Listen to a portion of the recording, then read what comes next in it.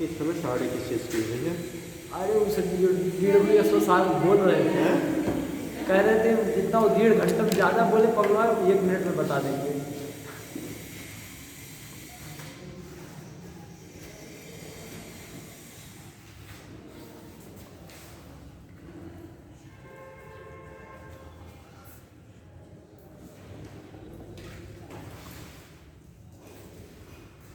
Monopole concept वाला बताया जाता है। फुल स्ट्रेंथ हुआ था, फुल स्ट्रेंथ मुझे सही राइट में लिखे हैं। खोलो बेटा। हाँ अब तो साफ दिख रहा है। हाँ हाँ, अब आप साफ लिखने लगे।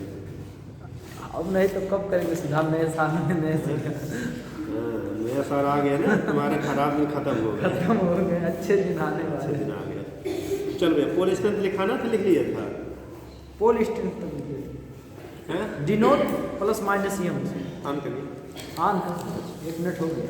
पोल स्ट्रेंथ आपने कर लिया था? Yes sir. ठीक है, नीचे लिखिएगा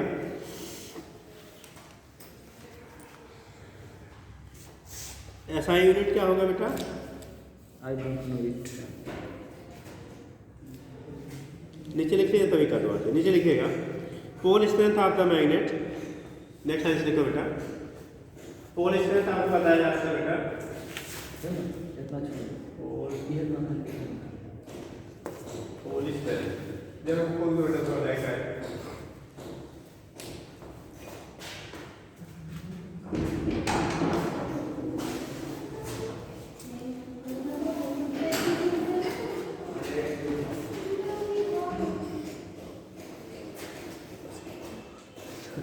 अरे इतनी हवा नहीं आएगी, इतना उड़ रहा है वो। ठीक, देखो तुम्हारी देवियाँ गायब हो गई यहाँ ठंडे के नाम पे। हैं डॉक्टर बनेंगे तो ऑपरेशन करते समय बीच में लग के सीजन, उसके बाद घर चले जाएंगे। अभी यहाँ खा के आएंगे तब ऑपरेशन करेंगे। पोल स्ट्रेंथ, ठीक, मतलब हम चाहते तो बहुत अच्छा है, बस करना नहीं चाहते हैं। Yes sir. प्रॉब्लम ये है, ठीक है, चाहते तो सबसे अच्छी चीज़ हो, लेकिन उसके कारण में करना नहीं। कुछ ना पड़े, कैसे मिल सकता है वो? जी जरूर बता देंगे बेटा, इसको खत्म होने दो। देखिए पोल क्या लिखे थे बेटा? पोल स्ट्रेंथ लिख रहे ना, लिखिएगा pole strength of the magnet. Pole strength of the magnet depends on the pole strength of the magnet depends on the nature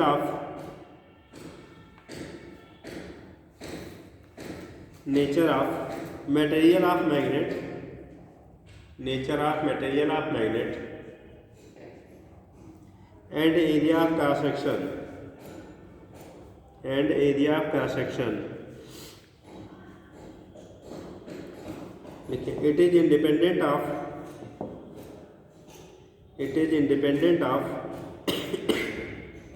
length. It is independent of length. मतलब मटेरियल के nature पे depend करेगा और उसके area of cross section पे बेटा depend करता है, उसकी लेंथ पे डिपेंड नहीं करता है।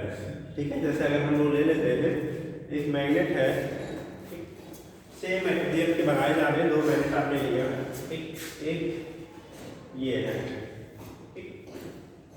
एरिया सपोज है कि यहाँ पे A1 है बेटा, एरिया कितना है A1 है, लेंथ आपका L1 है।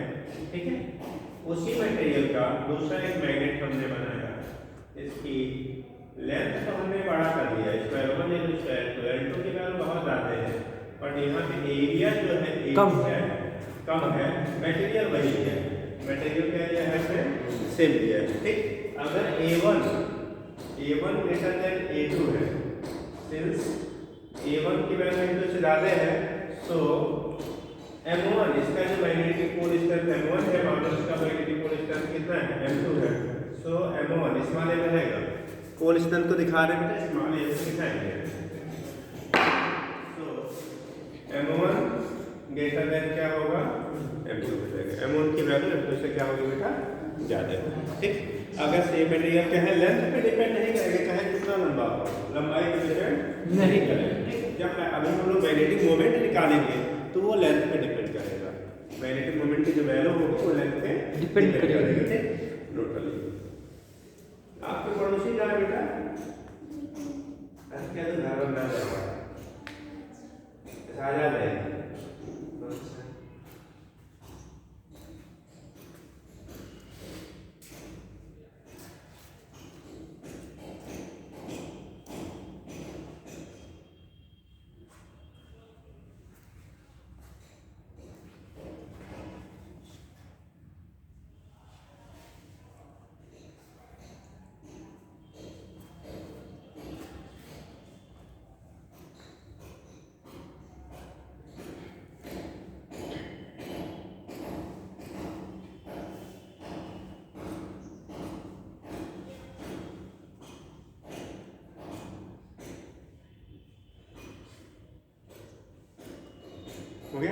Yes sir. दूसरा लिखेंगे तो ये हो गया A1 ग्रेटर देन क्या हो गया बेटा A2 है, उस पर आपका डिपेंड करता है। नेक्स्ट आप लिखेंगे अगला पोलर कॉन्सेप्ट आपको वाले ने बता ही दिया था, मोनोपोल बता दी गई थी ना कि मोनोपोल होगा, डाईपोल होगा, क्या होगा। जी सर। चलिए आगे लिखेंगे, नेक्स्ट हेडिंग कर लो, magnetic moment. Magnetic moment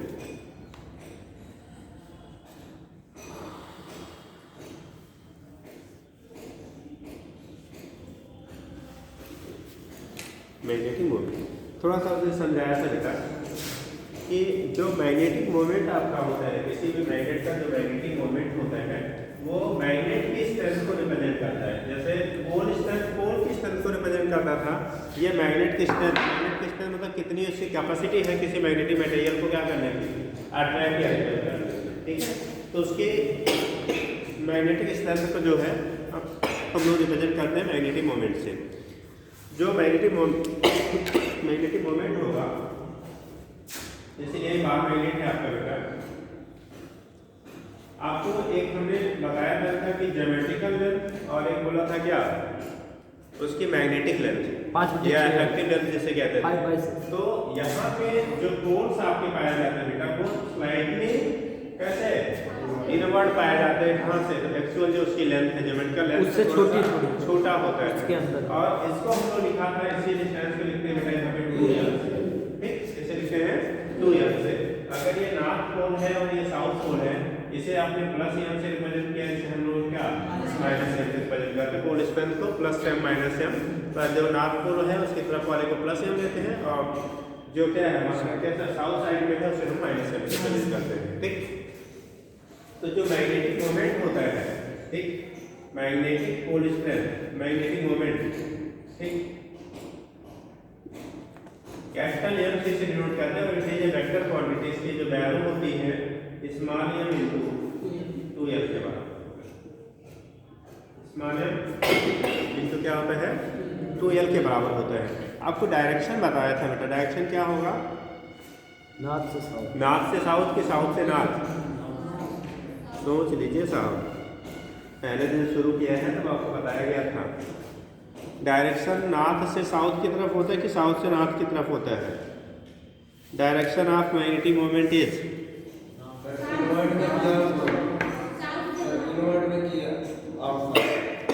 magnet की बात मैग्नेटिक फील्ड नहीं, मैग्नेटिक मोमेंट पूछ रहे बेटा।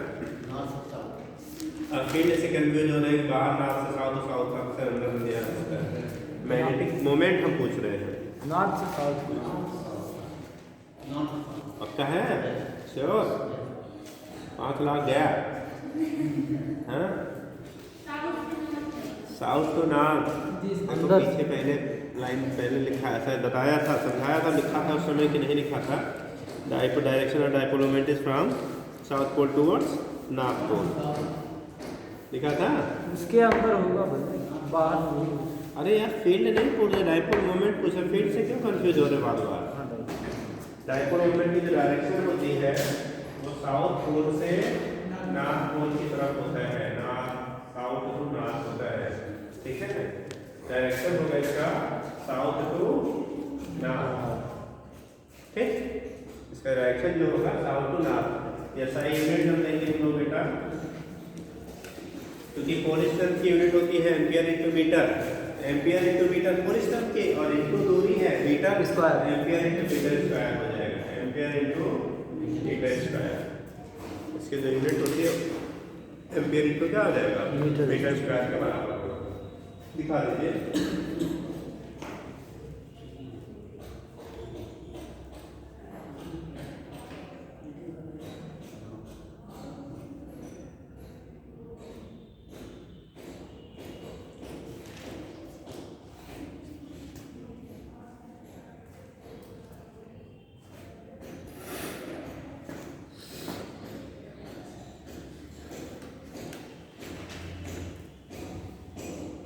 बीमा से यल स्क्वायर हो जाएगा, यल स्क्वायर है ये, यल स्क्वायर ये डायमेंशन अगर लिखेंगे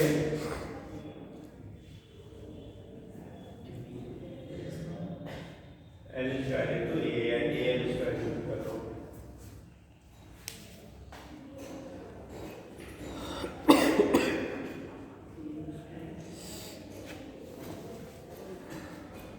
हो गया? जी सर। लिखिएगा, सब हेडिंग करो। कटिंग ऑफ, हेड सब हेड। हाँ इसे करो, cutting of bar magnet. Bar magnet को कट करेंगे। हम लोगों ने पीछे जब कटिंग करा था तो केवल वहाँ पे बोला गया था कि हमेशा बाईपोलर मिलेगा, ठीक है।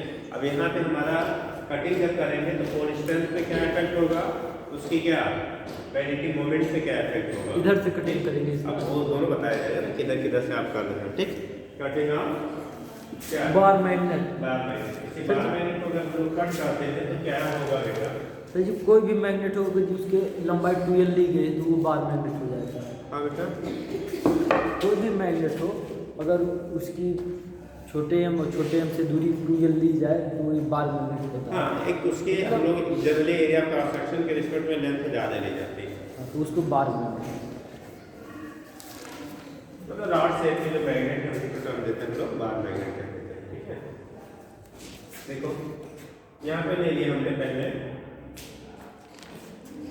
कटिंग जो कर रहे हैं जब परपेंडिकुलर टू इट्स एक्सिस किया जाए। मान लो ये बार मैग्नेट है बेटा, ठीक। ये बार मैग्नेट था, नॉर्थ पोल है, इधर साउथ पोल है, ठीक। एक साइड नॉर्थ है, दूसरे साइड साउथ है, ठीक। पोल स्ट्रेंथ की वैल्यू छोटे प्लस या माइनस और मैग्नेटिक मोमेंट कैपिटल एम है, लेंथ हमने लिया 2l, ठीक। मैग्नेटिक मोमेंट की वैल्यू कैपिटल एम है बेटा।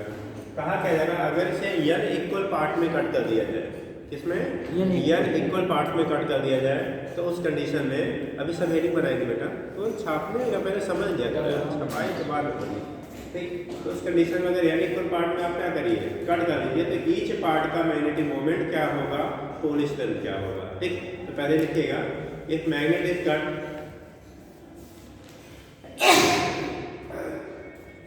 If magnet is cut perpendicular to, if magnet is cut perpendicular to perpendicular का मतलब जी its axis, लंबवत, इस तरह लंबाई के लंबवत, हाँ perpendicular to its axis, ठीक। तो हम लोग जब कट करेंगे बेटा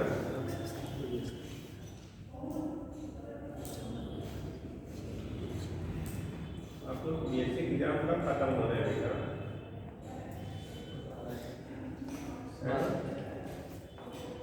संख्याएं वैसे भी आप लोग की बहुत ज़्यादा थी और उस आते लोग जो है एक और ऑप्शन मिल गया है ना,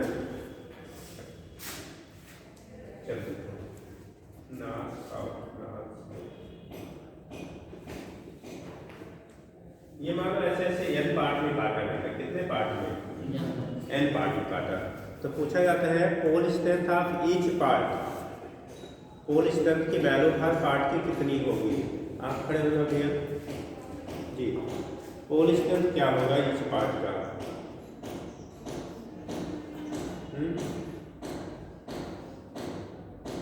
बताइए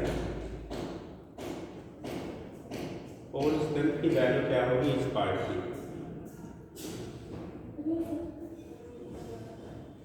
स्कूल की छुट्टी चल रही है जी, तो उसके बाद आ गई 3:15 बजे। अरे नंबर नहीं किसी का है,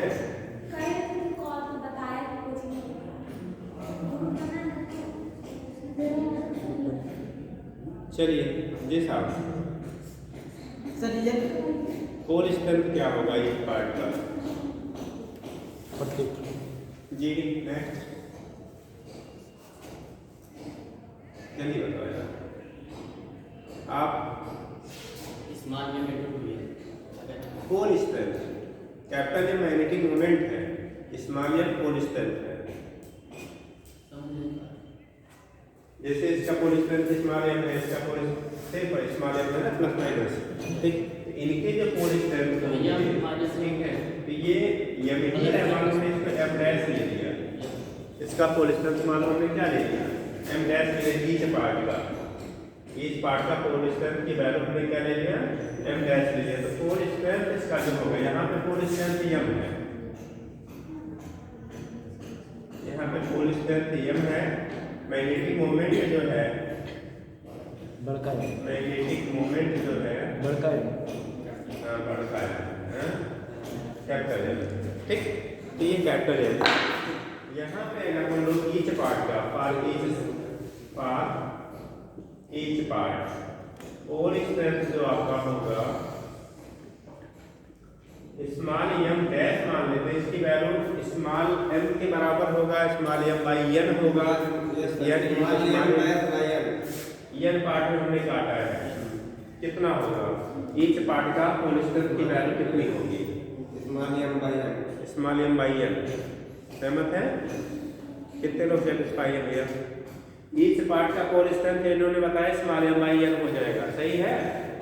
नहीं वाला स्मॉल m इंटू n। अच्छा स्मॉल m इंटू n हो जाएगा। चलिए नया option small m into n आएगा।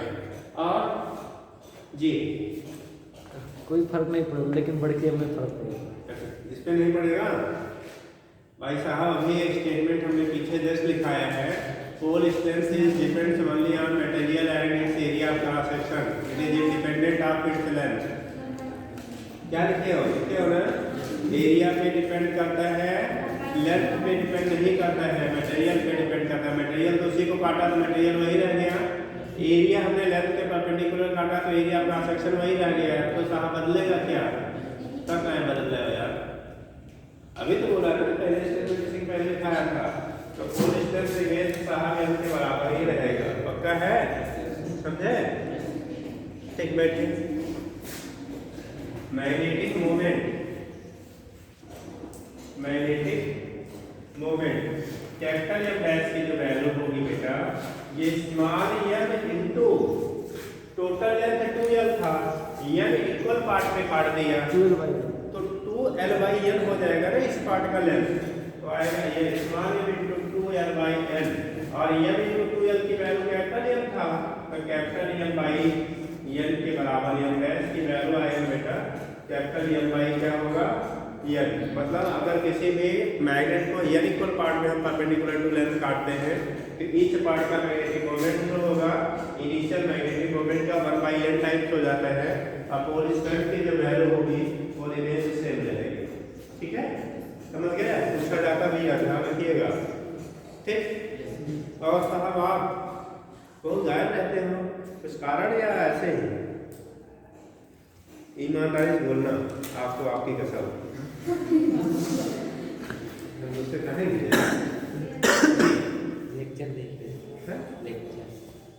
लेक्चर था मतलब कैसा लेक्चर? अभी टेस्ट था। किस टाइम टेस्ट होता है?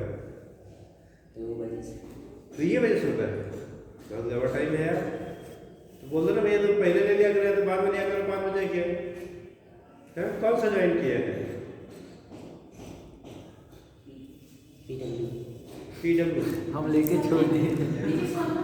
हाँ बेटा हम लिए लेकिन पढ़ते नहीं है। सुनिए वहाँ पर अगर ऐसा पढ़ाते रहिए जो आपको आता रहेगा वही आएगा, एक्स्ट्रा आप सीखना हो तो आप ट्राई नहीं करते। मतलब अगर सीखना है लेकिन बैठिए फिर आप बेटा एक चीज़ यूनिवर्सल आपको बता दें। ठीक है, अगर ऑनलाइन एजुकेशन से वो चीज़ मिलती है जो ऑफलाइन से मिलती है, ठीक, तो गवर्नमेंट खाली अपने इंडिया की बात कर लिया जाए पर मंथ की पता नहीं कितने अरबों रुपया टीचिंग फैकल्टी पे सैलरी देती है। इंडिया की केवल बात करो, कितने अरबों रुपए पर मंथ केवल टीचर्स को सैलरी देती है। सब कुछ हटा के ऑनलाइन। आपके डिग्री कॉलेजेस के टीचर की 2-2 लाख रुपया सैलरी है। 2 लाख रिटायरमेंट पे आते हैं तो 2 लाख हो जाता है बेटा। हमारे इतना है तो प्राइमरी टीचर पढ़ाता हुआ 50-60 हज़ार पाता है। ठीक, अगर ऐसा होता तो हर सब्जेक्ट के 5-5 एक्सपर्ट रख देती है गवर्नमेंट और सारे क्लासेस में बैठो स्क्रीन लगवा देती है। पूरा भारत पढ़ता 5 टीचर से, है ना? ठीक, वो तो बात अलग है। कोरोना ने ऐसी चीज़ों को खूब क्या हाईलाइट कर दिया और हमारे आपके लिए घर में अवेलेबल हो गया, उसी बहाना मोबाइल भी मिल गया, उसी बहाना है। ठीक, तो वो है था तब के लिए जब आपको ऑफलाइन चीज़ें अवेलेबल नहीं हो पा रही थी। सर ऑनलाइन के लिए तो कॉम पे पकड़ना ही नहीं पड़ता है। अरे कुछ नहीं करना पड़ता बेटा, ना यहाँ जाता है ना यहाँ जाता है, कुछ नहीं सब ऐसे जाता है। ठीक है सर रिवीजन के लिए मान सकते हैं अगर अपना देखिए ना, आपको सब कुछ अच्छे से आ रहा हो तब, आ रहा हो तब। अब खाली आपको सुनना है तब ठीक मोबाइल लगेगा। ठीक है, आप सुन लीजिए। ठीक है, आप एक बार रिवाइज हो जाएगा, लेकिन उससे सिलेक्शन नहीं होता है। तभी होगा जब आप अपने से पढ़ेंगे। वहाँ भी पढ़ रहे हो तो आप अपने से किताब से पढ़ेंगे, क्वेश्चन करेंगे, तभी होगा। सोचो ना, नहीं तो ऐसे नहीं कर देती गवर्नमेंट, काहे लिए इतने पैसे खर्च करती है? आप खुद बताओ। जैसे ऑनलाइन का 1.5 लाख लगता है, 1.5 लाख 2 लाख ऑनलाइन हम सर जी एक महीना पढ़ के पढ़ा जाते हैं। चलिए ठीक है, हो गया। वहाँ आपको वही चीज़ें दी जाती हैं जो आप जानते हो, तो आपको लगता है बड़े आसानी से समझ में आ जा रहा है। ठीक है, जब कुछ टेढ़ा किया जाएगा तभी तो आपको टेढ़ा लगेगा ना। ठीक हो गया बेटा, दूसरा हो गया if magnet is cut parallel to its length या along its axis, if magnet is cut along its axis, magnet is cut along its axis, अगर एक्सिस के along उसे हम लोग क्या करते हैं बेटा, काटते हैं, तब क्या होगा?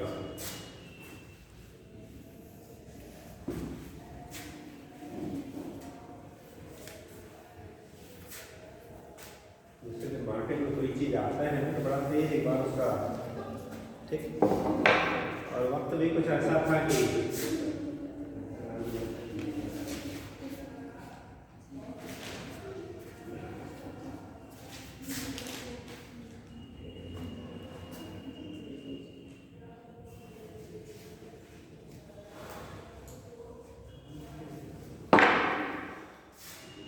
इसका बेटा पोल स्ट्रेंथ हमने ले लिया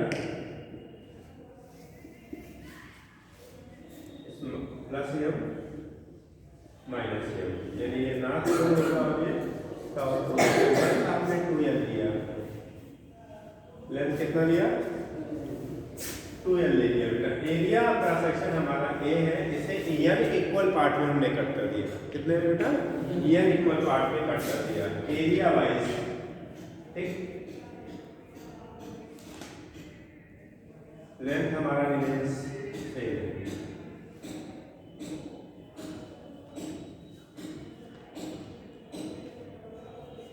ऐसे डाटा बनाते रहे, समझ रहेंगे ना? इस तरह से एन इक्वल पार्ट में पूरे इस रॉड को हमने क्या कर लिया? काट लिया। ठीक, ऐसे ऐसे एन पार्ट में इसको हमने कट कर दिया। लेंथ सभी की 2l ही, लेंथ को हमने चेंज नहीं किया, तो एरिया क्या हो जाएगा बेटा? बदल जाएगा। एन पार्ट में काट रहे हैं तो a/n हो जाएगा, होगा ना? ए भाई क्या होगा? n होगा। पहले वाले का पोल स्ट्रेंथ अगर हम लोगों ने लिया है स्मॉल एम, पोल स्ट्रेंथ कितना लिया बेटा?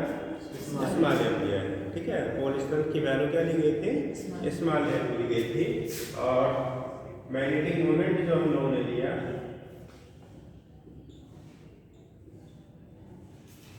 ये कैपिटल एम है। मैग्नेटिक मोमेंट कितना है? कैपिटल एम है। पोल स्ट्रेंथ की वैल्यू स्मॉल एम। ठीक, तो ये आफ्टर कटिंग है, यहाँ पे पोल स्ट्रेंथ की जो वैल्यू हम लोग लेंगे स्मॉल एम डैश की वैल्यू, अब की बार लंबाई रिमेंस सेम है बट एरिया डिवाइड हो रहा है, तो पोल स्ट्रेंथ चेंज हो गया या नहीं? आप बता दो बेटा, खड़े हो जाओ जरा, कुछ पढ़ नहीं करते पीछे देखो। दो चीज है बेटा ना, आपको सीखना है तो दो चीज करिए, एक तो पीछे चीज रिवाइज करिए, अच्छी बात है, बट साथ साथ चलना भी सीखिए, नहीं तो हमेशा पीछे ही रह जाएंगे। ठीक, और जितना साथ में आप पढ़ने पे जितना तेजी से आप रिकवर करेंगे, मतलब उसको रिटेन करेंगे, उतना पीछे वाले को स्पीड नहीं रहेगी। जैसे आज जो चीज़ समझाई जा रही है, अगर इसमें जाके आप क्वेश्चन करेंगे तुरंत लग जाएगा, और एक महीना बाद करेंगे तो आधा क्वेश्चन तब तक गायब हो चुका होगा, तो उसी को लगा लेंगे 4 गुना टाइम ज़्यादा देना पड़ेगा। ठीक, तो अभी जो है उसको करिए, पीछे वाला इसके बाद जो टाइम बचना है फिर उसको करिए, नहीं तो पता लगा साहब हमेशा क्या हम तो पीछे वाला ही कर रहे हैं, तो गड़बड़ हो जाएगा। इसलिए पहले साथ में चलना सीखिए, जो रिमेनिंग और टाइम उसको जल्दी कार्य करिए, साथ वाला जो टाइम बचाइए उसको पीछे वाला रिवाइज करिए। ठीक है, बैठिए। क्या बताएंगे कुछ? कोलिस्टन क्या होगा? चेंज होगा, बढ़ जाएगा घट जाएगा? जल्दी बताओ, जल्दी बताओ जी। अरे कोलिस्टन ईच सेगमेंट का ईच पार्ट हर एक पार्ट का कोलिस्टन की वैल्यू पे क्या इफेक्ट होगा? वही रहेगा।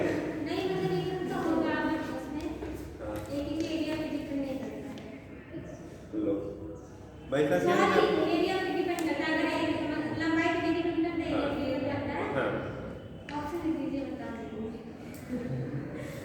बता भैया, करो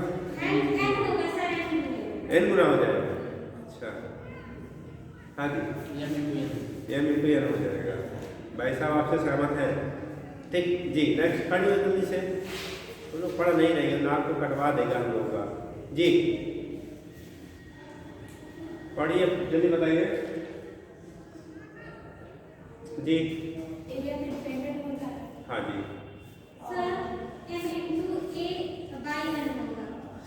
M/A/N होगा, ये मैग्नेटिक मोमेंट कोलिस्टन जी। नेक्स्ट जल्दी से खड़े होइए।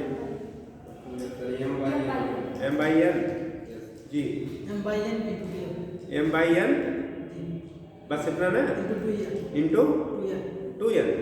अरे हम मोमेंट नहीं पूछ रहे हैं, हम कोलिस्टन पूछ रहे हैं। M/N हाँ जी सर, कोलिस्टन जो घटेगा पहले से, अरे कितना हो गया मतलब? घटने की वैल्यू सर आपने फार्मूला कुछ बताया, केवल हाँ। एरिया बताया गया।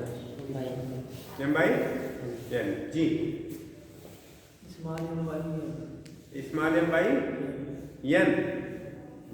सर फार्मूला फार्मूला कोलिस्टन से डायरेक्टली प्रोपोर्शनल टू का एरिया क्रॉस सेक्शन। ठीक, अगर मटेरियल सेम है तो कोलिस्टन से directly proportional to area cross section.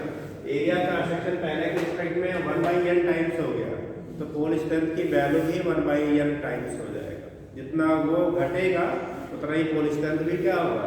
घटेगा। यानी उतना नहीं साहब, 1/n।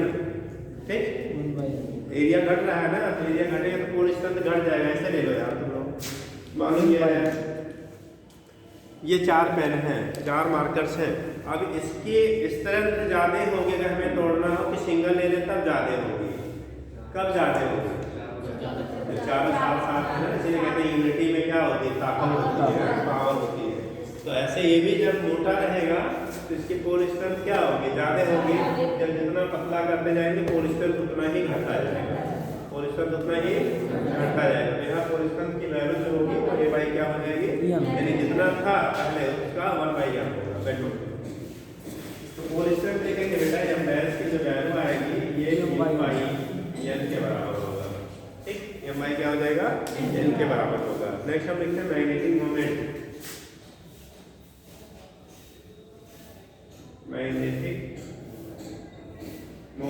M' की जो वैल्यू होगी ये देखो, अब की बार लेंथ हमने सेम लिया है। लेंथ की वैल्यू जो यहाँ है वही लेंथ बेटा यहाँ भी है। लेंथ में कोई चेंजेस नहीं हो रही है, तो लेंथ सेम है, बट क्या चेंज हो रहा है? कोलिस्टन चेंज हो रहा है। जब कोलिस्टन चेंज होगा तो मैग्नेटिक मोमेंट भी चेंज होगा। यहाँ पे आ जाएगा क्या? 2L। ठीक, तो M' की वैल्यू है M/N इंटू 2L बेटा, और M इंटू 2L। यहाँ M की वैल्यू थी स्मॉल m इंटू कितना? 2L था, तो यहाँ पे M इंटू 2L की जो वैल्यू होगी वो हमारा कैपिटल M हो जाएगा। तो आ जाएगा कैपिटल M/N हो गया। यानी कि अगर इक्वल पार्ट में आप कट करोगे, चाहे वर्टिकली करिए चाहे हॉरिजॉन्टली, दोनों का मैग्नेटिक मोमेंट 1/n टाइम्स हो गया अगर n पार्ट में आप कट कर रहे हो। लेकिन पहले वाले में कोलिस्टन में कोई चेंज नहीं हो रहा था, यहाँ पर कोलिस्टन की वैल्यू भी क्या हो गई? घट गई। ठीक, समझ गए? अगर अलॉन्ग लेंथ है परपेंडिकुलर लेंथ, दोनों n टाइम्स घटा दिया जाए, लंबाई भी n पार्ट में काट दो और एरिया को भी n पार्ट में डिवाइड कर दो, तब उस केस में मैग्नेटिक मोमेंट की जो वैल्यू होगी M/N² हो जाएगा। लंबाई n पार्ट में काटे की वजह से m बाई n और एरिया काटने की वजह से m बाई n, तो m बाई क्या होगा n स्क्वायर टाइम्स हो जाता है। ठीक है, अब पोल स्ट्रेंथ वहाँ पे m बाई n हो जाएगा। ठीक, समझ गया? कर लेंगे कि नहीं? अरे समझे कि नहीं यार, जल्दी बोलो। नहीं होगा सर, नहीं समझे? नहीं होगा नहीं, क्या नहीं होगा? ये इस बार क्या है? एक बार काटेंगे कोई फर्क नहीं पड़ेगा, दूसरी बार काटेंगे वही जो फर्क पड़ेगा वही नेट को फर्क रहेगा। Magnetic moment m by n square बोला जा रहा है। मैग्नेटिक मोमेंट जी, हाँ मोमेंट होगा होगा होगा ना, तो मैं एकदम कान फाड़ नहीं, हमको लगा छुटका एक बार पोल ऐसे स्ट्रेंथ नहीं, मैग्नेटिक मोमेंट बोला जा रहा है। हो गया? क्योंकि वहाँ पर भी फर्क पड़ रहा है, यहाँ पर भी उतना फर्क पड़ रहा है। हाँ, तो उतना उतना स्क्वायर फर्क पड़ जाएगा। नोट करके इनको लिख सकते हैं, नोट पॉइंट लिख लीजिए, अभी पॉइंट बोल दे रहे हैं। इसको पहले नोट कर लीजिए तब फिर बोले। जल्दी कर बेटा।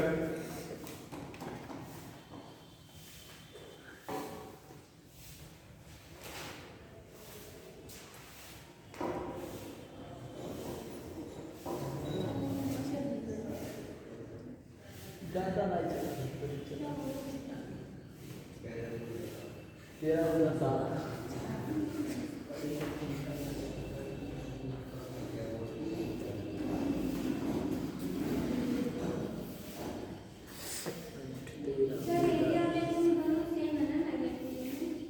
हाँ बेटा, हाँ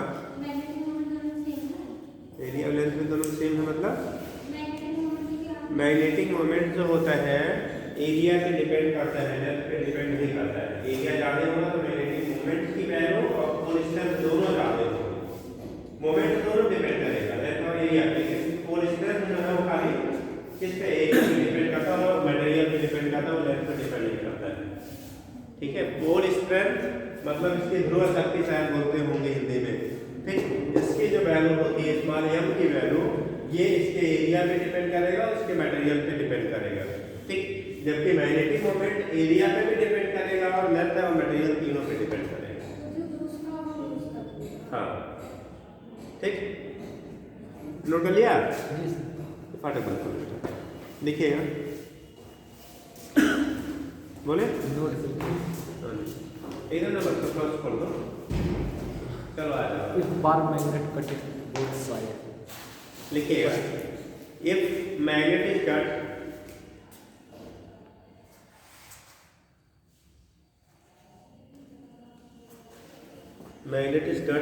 into n equal parts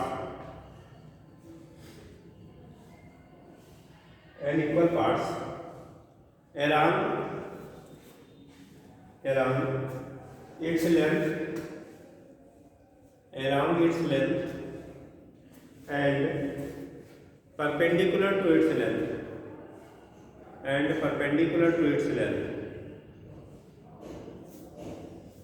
along its length and perpendicular to its length both. Perpendicular to its length both. Then magnetic moment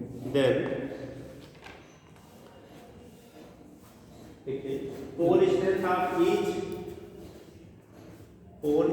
of each part, नीचे लिखो m dash equal to m by n, क्योंकि area change होगा। Pole strength of each part लिखो नीचे m dash equal to m by n, छोटका m है, हाँ, small m equal to small m dash equal to small m upon n। ठीक, and magnetic moment magnetic moment of each part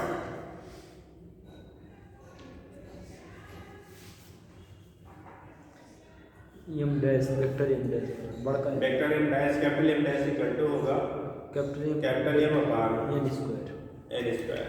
क्योंकि length भी घटा और एरिया भी घटा बेटा, तो दोनों घटा n पार्ट, इसलिए m बाई n स्क्वायर हो जाएगा। अब कर लेंगे बेटा? हैं?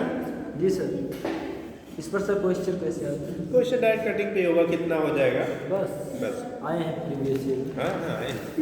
देंगे काट अब लगा डाला सीधा वही है, आसान है यार। कोई मैथमेटिकल है नहीं तो क्या टाइम से करोगे। जी सर, हेडिंग करो magnetic field and magnetic lines of force. Magnetic field and magnetic lines of force.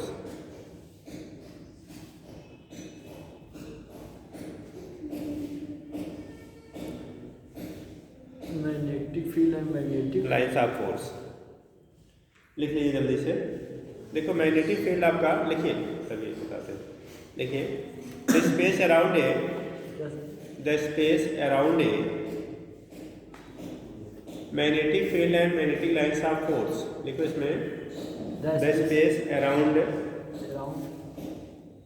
The space around ये magnetic pole, around a magnetic pole. हाँ बेटा, हाँ हाँ लिखवा दे डोंट वरी। क्या लिखा आपने? The space around a magnetic pole or magnet or current carrying conductor या wire, or current carrying conductor within which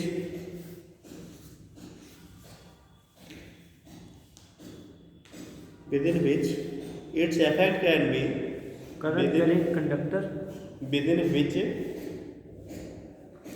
its effect can be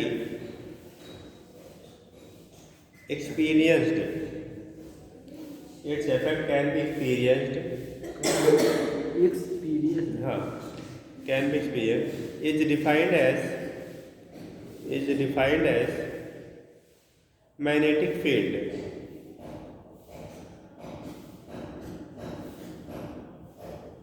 magnetic field हो गया। And it is represented with the help of, and it is represented with the help of a set of lines, with the help of a set of lines set of lines over a curve, CURV CURVES, curves curve called magnetic lines of force, called magnetic lines of force,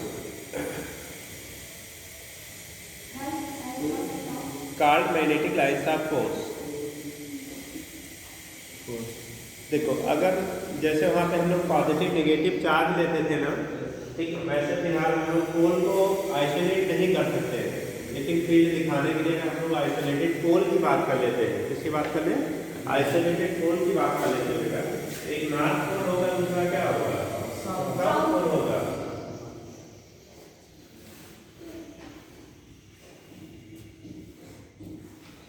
देखो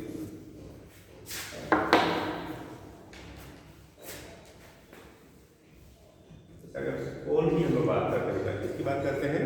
पोल की बात करते हैं।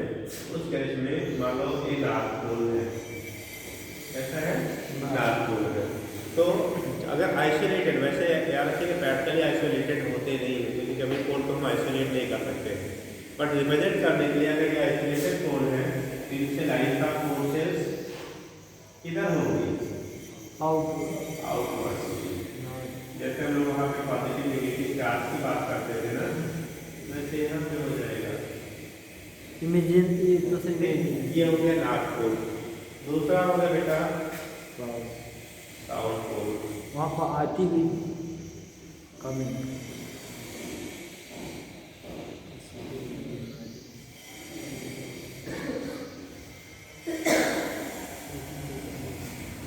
ठीक।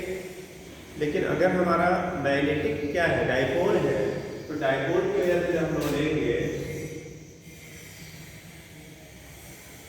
तो ये north pole है, south pole है। नॉर्थ पोल से लाइंस ऑफ फोर्सेस जाती बट इंड नहीं होती, आउट होती है, निकलती है, ठीक है। और साउथ पोल से क्या करती है? इंटर हुई थी।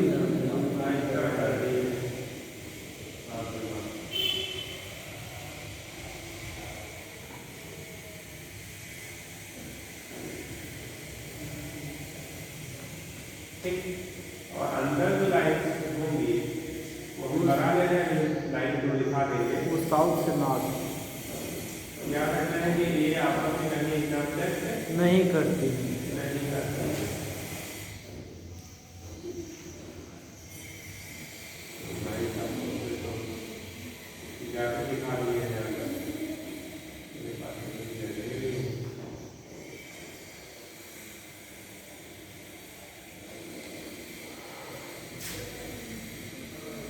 नॉर्थ ये वाला आउट में और साउथ में इंड होती है।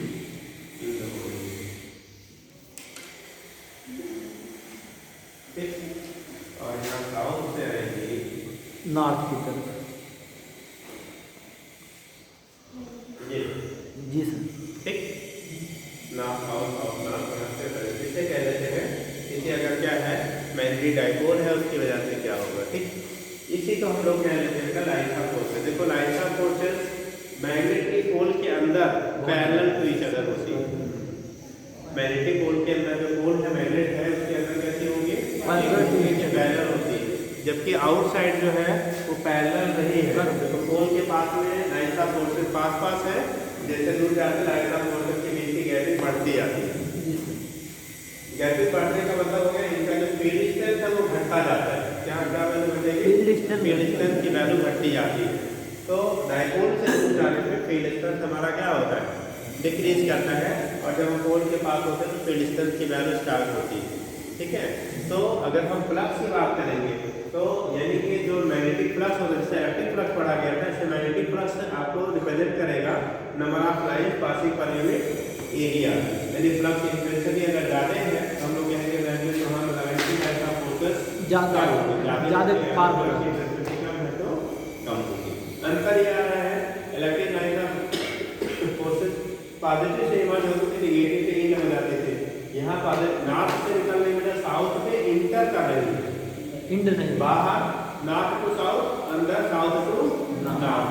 ठीक है, तो जल्दी से दिखा दीजिए ऐसे। यहाँ पर ना इंड होता है ना। यहाँ इमेजिनरी लाइन है।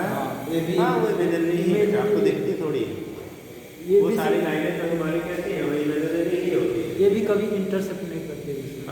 प्रॉपर्टी सारी वैसे ही है, क्यों ये भी इंटरसेक्ट नहीं करते, बस वहाँ ये कंप्लीट कब का फॉर्मेशन करती है, जबकि वहाँ पे कंप्लीट कब का फॉर्मेशन नहीं करती है। वहाँ इंड हो जाती है, इंड नहीं होता कहीं भी, खत्म नहीं। ठीक है, यस सर।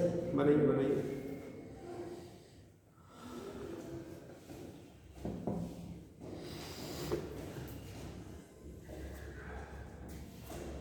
सर वो वाला कौन समझे थे, जब ये वाला समझे थे 12th में, तब जाके वो वाला और अच्छे से समझे। वो वाला कम समझे थे, ये वाला तो समझे थे, जब ये वाला समझे तो वो वाला, अरे वो वाला समझ गए थे, फिर वो वाला समझ जब 12 में थे। हो गया जी। Yes sir. आगे लिखो बेटा, मैग्नेटिक फ्लक्स जल्दी लिख लो।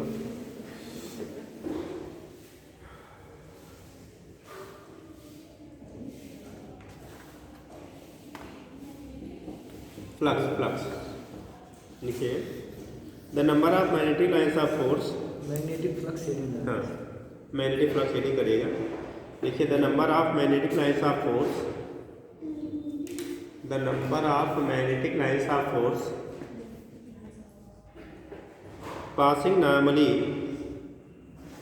the number of magnetic lines of force passing normally through a surface is defined as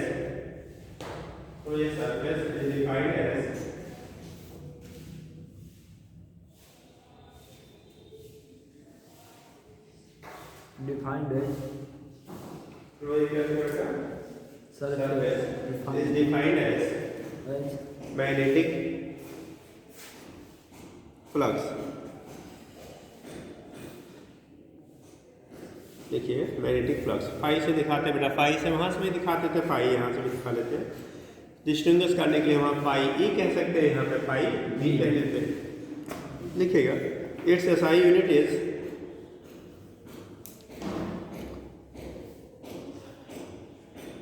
weber, WEBER, weber, और tesla into metre square, tesla into metre square.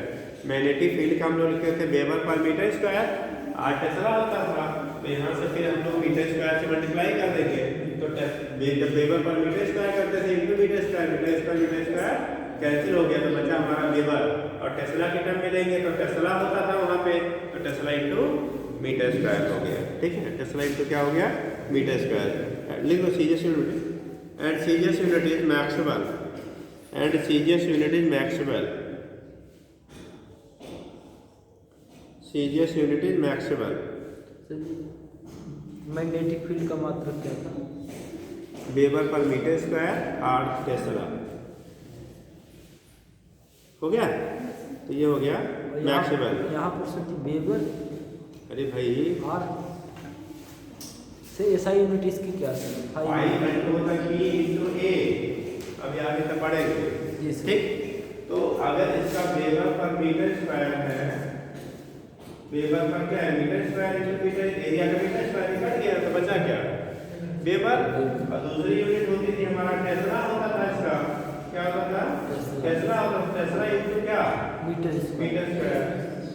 मुझे जी सर। तो नीचे कर लो वहीं पे, 1 weber equal to 10 power, sir आ गए हैं, लिखो 1 weber equal to 10 power -4 tesla, 4 tesla minus maximum में करना है 8 tesla 10 power 8, sorry maxwell 1 weber equal to 10 power 8 maxwell. CGS और एसआई में जो रिलेशन होता है हम दिखा लेते हैं। और सर टेस्ला में कितना होगा? ठीक है, टेस्ला के टर्म में भी वही होगा, वही वैल्यू हमारी टेस्ला भी है ना, टेस्ला इंटू मीटर स्क्वायर के टर्म में, तो 1 tesla into metre square equal to 10 power 8 maxwell हो जाएगा। 1 लिखा आपने, जो एसआई यूनिट है वो वेबर है, क्या है आपका, weber equal to 10 power 8 maxwell लिखा आपने, क्या लिखा, मैक्सिमल लिखा। ठीक, तो ये कंडीशन हमारी किसकी हो गई, सीजीएस और एसआई यूनिट में रिलेशन हो गया, और यही वेबर ही तो आपका टेस्ला इंटू मीटर स्क्वायर है, तो 1 टेस्ला इंटू मीटर स्क्वायर करोगे तब भी क्या रहेगा, वही रहेगा, हो जाएगा। टेस्ला तो बदल जाना है क्योंकि सीजीएस में बदला, ये एसआई वाला है।